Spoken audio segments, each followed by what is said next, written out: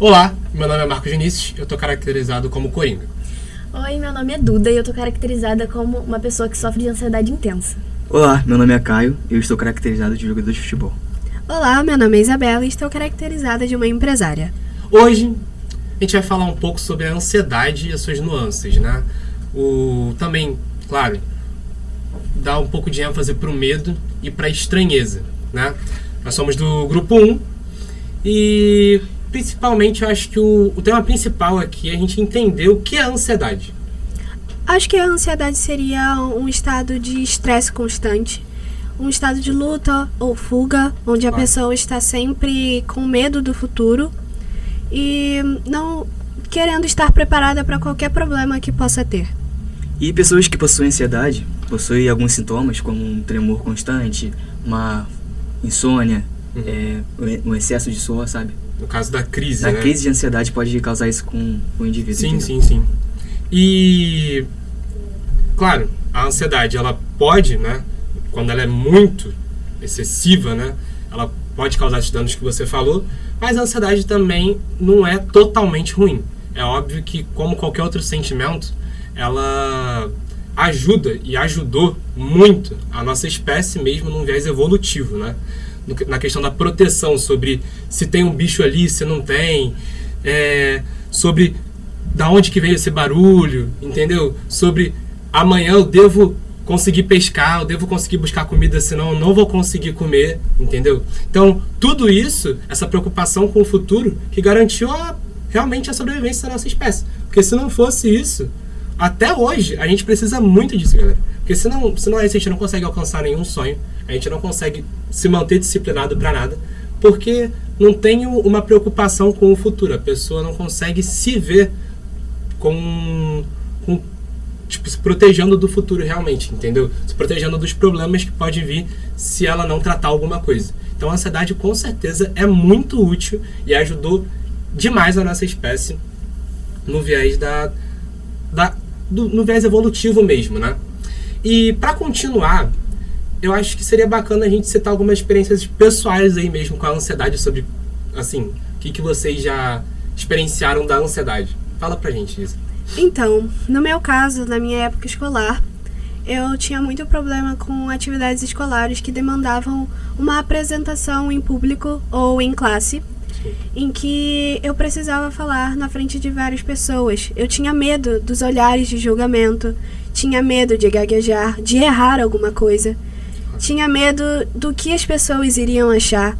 E isso me causava, no dia anterior, enjoos, cansaço mental, me causava também insônia, onde eu não conseguia dormir de maneira alguma, ficava passando imagens e imagens de julgamento das pessoas. Então, depois de um tempo, onde eu comecei a ir para o ramo empresarial, eu busquei ajuda porque eu precisava expor minhas propostas, meu produto. Então, eu precisava expor o que eu achava, expressar minhas ideias. Então, eu precisava saber falar em público e não ter esse medo. Hoje em dia, depois de eu ter buscado ajuda, eu consigo controlar esses meus sentimentos. Apesar de eu ainda tê-los, eu consigo controlar. E isso só foi possível por conta de ajuda de pessoas, médicos, psicólogos, terapeutas. E eu acho que todas as pessoas deveriam fazer isso. No meu caso, a minha fobia era glossofobia. Entendi. Mas hoje você já tratou, né, essa Sim. ansiedade, e você acha que ela é importante na sua vida? Se sim, Sim. como? Sim, ela me ajuda quando eu vou fazer uma apresentação, numa reunião, principalmente. Eu preciso estar preparada para qualquer indagação que possam fazer de como o meu produto pode ajudar a sociedade, de como ele pode ser usado. Então, esse meu pensamento de como vai acontecer as coisas é muito importante.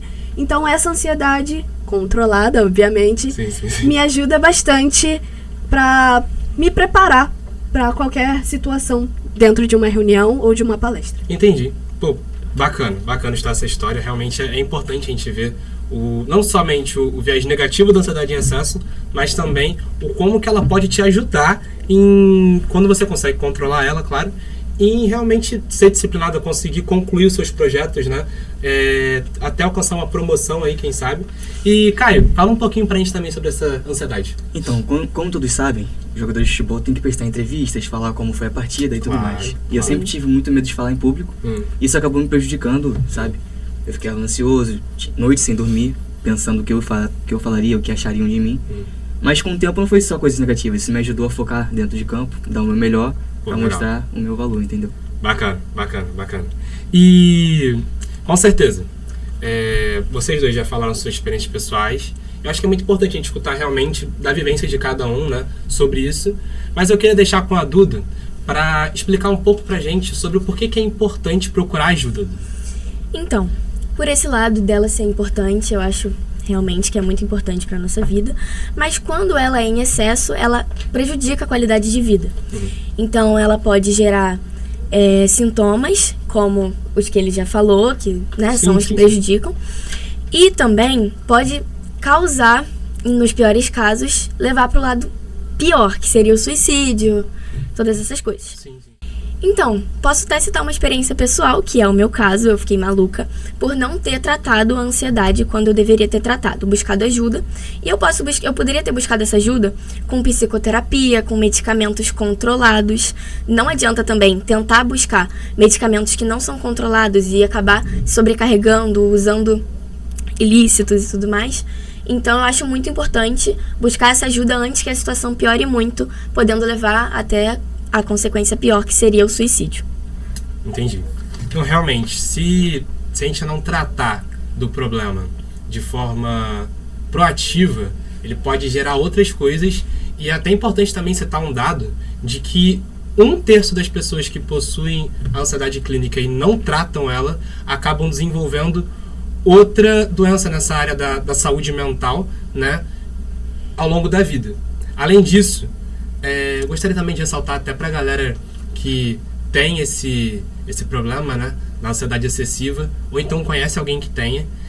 Gostaria de citar outro dado também, de que, de acordo com a OMS, mais ou menos em 2017, né, o Brasil era o maior país com um índice assim, elevadíssimo de taxa de ansiedade, ou seja, no Brasil, as pessoas realmente sofriam muito de ansiedade e os jovens, em grande parte, eram a maioria dessa porcentagem, né? Dessa galera que sofria de ansiedade em excesso. Justamente porque você falou, é importante tratar isso, é importante buscar ajuda, porque sozinho muitas vezes a gente não consegue. Eu já me deparei com várias pessoas tentando lidar com esses problemas, tal como depressão, tal como ansiedade, sozinhos. E não funciona, cara. Se você tentar tratar sozinho, você não vai conseguir, porque é um problema que vai muitas vezes além da gente, né? E primeiramente gostaria de agradecer a todo mundo que está participando aqui, agradecer a Duda, ao Caio, a Isabelle.